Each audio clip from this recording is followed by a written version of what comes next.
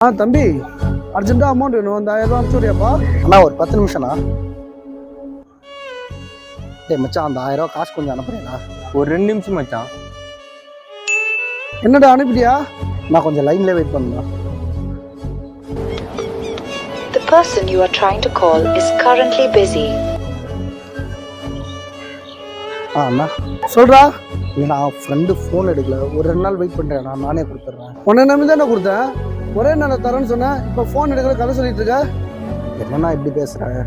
அதுக்கு நீ வாங்கின காசை கரெக்டாக கொடுத்துருங்கடா. சரி ஃப்ரெண்டு சொல்லி எனக்கு கால் பண்ணாதா?